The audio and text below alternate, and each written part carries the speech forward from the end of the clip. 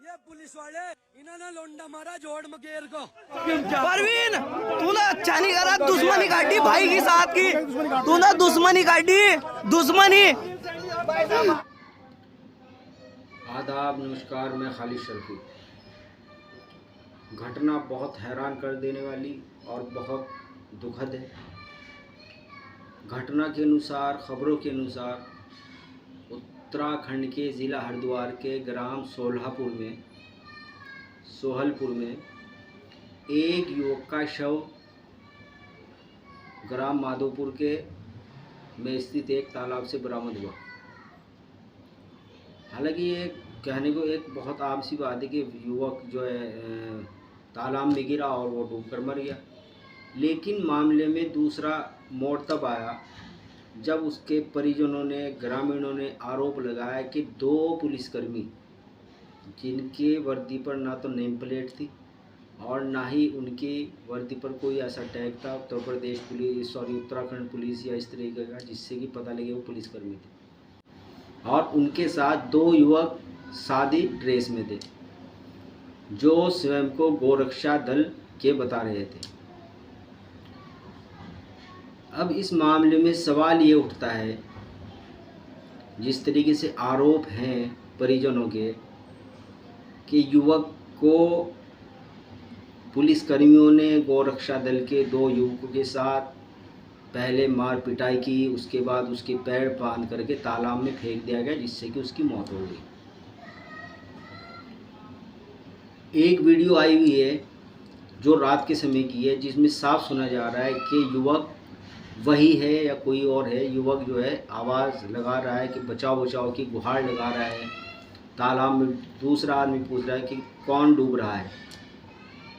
वहाँ पे बताया गया कि वहाँ 2 पुलिसकर्मी थे, उन्होंने कहा कि अगर कोई यहाँ आया उनको गोली मार दी जाएगी, इसलिए वो डर करके कोई भी वहाँ नहीं गया। लेकिन अगले दिन उसको तालाब से निकाला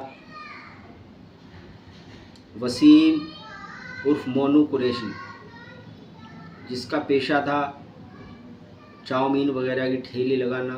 वो एक जिम का ट्रेनर भी था, जिम के अंदर लड़कों को जिम करने की ट्रेनिंग भी वो देता था। अब हुआ क्या इसके अंदर, असलियत क्या है, सच्चाई क्या है। सच्चाई कुछ भी हो, हालांकि इतने गंभीर आरोप झूठ भी नहीं हो सकते और बिल्कुल सच भी नहीं हो सकते। 100% झूठ भी नहीं कह सकते हम और 100% सच भी नहीं कह सकते। लेकिन सवाल सिर्फ ये उठता है कि जिस तरीके से उस मृतक के परिजनों का, ग्रामीणों का भी आरोप है कि युवक को जब तालाब से निकाला गया तो उसके पैर बंधे हुए थे, उसकी एक आंख फूटी हुई थी, उसके चेहरे पर भी चोट के निशान थे। बताया गया है कि उसके पैर तक भी टूटे हुए थे। यानी कि ये बात साबित है कि उस युवक को पहले उसके साथ मारपीट की गई, दरिंदगी के साथ उसके साथ मारपीट की गई। उसके बाद उसको तालाब में फेंका गया। बताया यहाँ तक भी जा रहा है कि युवक बहुत ताकतवर था, जिम जाया करता था, तो उसने कई बार बाहर निकलने की कोशिश भी की, लेकिन पुलिसकर्मियों ने अपनी बंदूक के बटों से उसको वापस तालाब के अंदर ही धकेल दिया।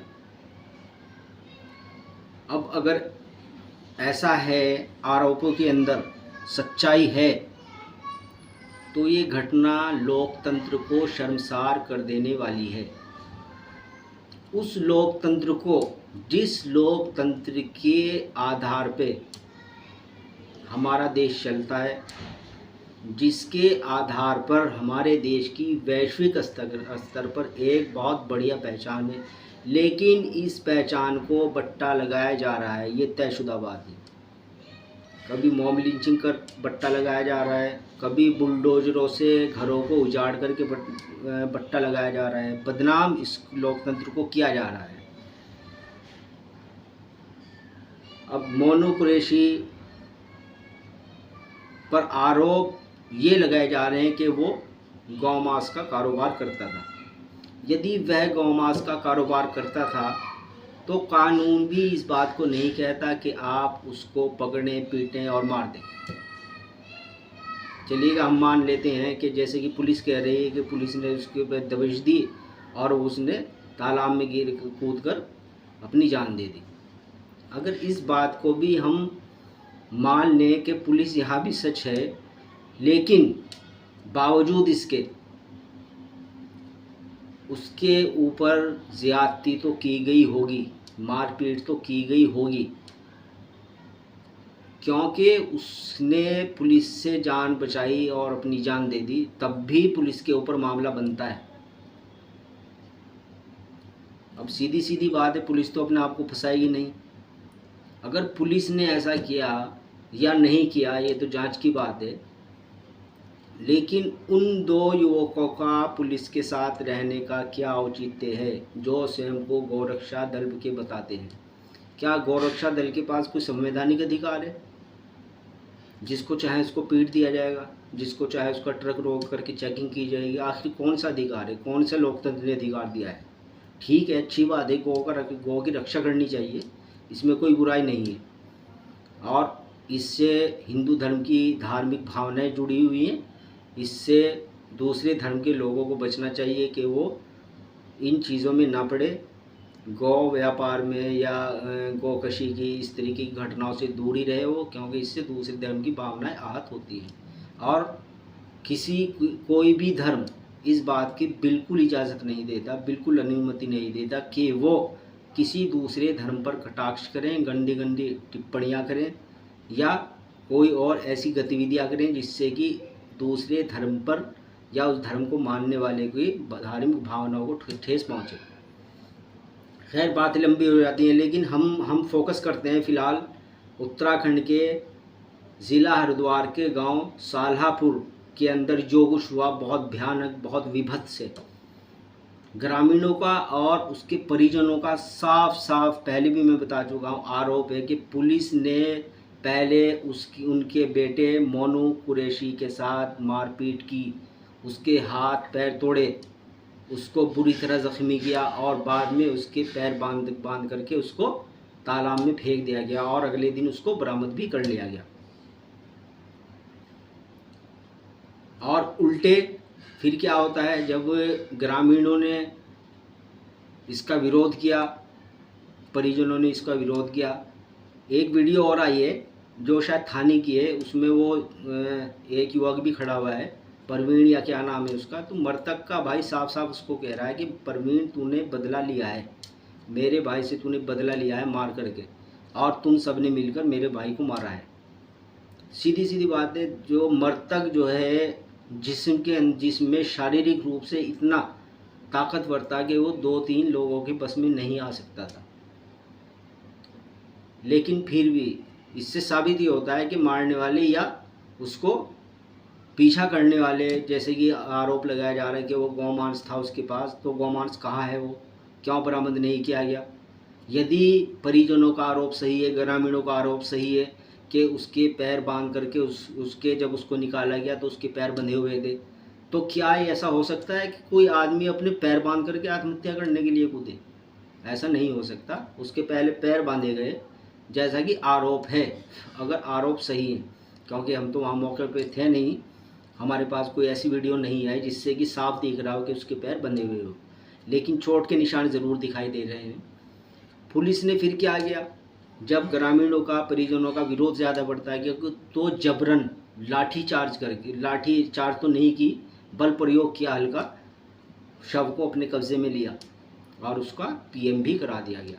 अब पीएम के अंदर क्या बात आएगी, पीएम रिपोर्ट क्या होगा? पीएम रिपोर्ट भी आप जानते हैं, जब पुलिस के ऊपर कोई आरोप लगता है तो पीएम रिपोर्ट भी सीधा सीधा पुलिस की मर्जी से ही बनाई जाती है, ये तय बात है।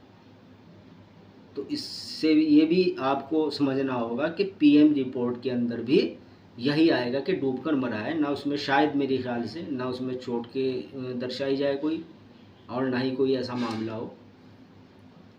खैर छोड़िए इस बात को, पुलिस पर आरोप है या नहीं है, पुलिस ने उसको मरने पर विवश किया या नहीं किया, मेन मुद्दा ये है कि जो 2 युवक थे वो क्यों पुलिस के साथ थे और रात के टाइम वो पुलिस के साथ क्या कर रहे थे? क्या उगाही कर रहे थे?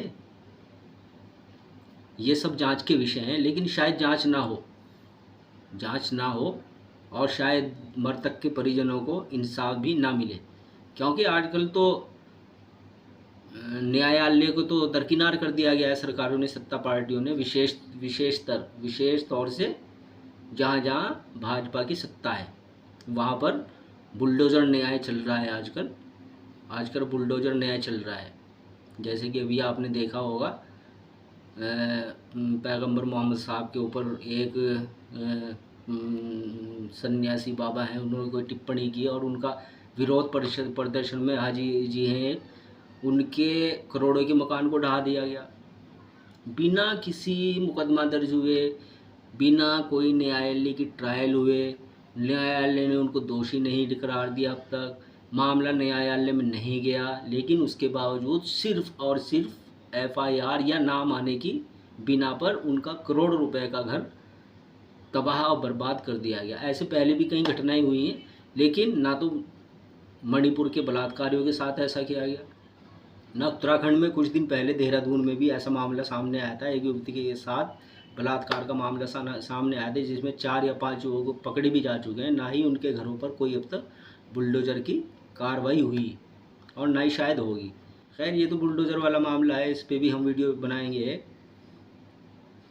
लेकिन फ़िलहाल जो सोहलपुर के अंदर हुआ वो बहुत शर्मनाक है, विभत्स कांड है। उसकी पूरी निष्पक्ष जांच होनी चाहिए।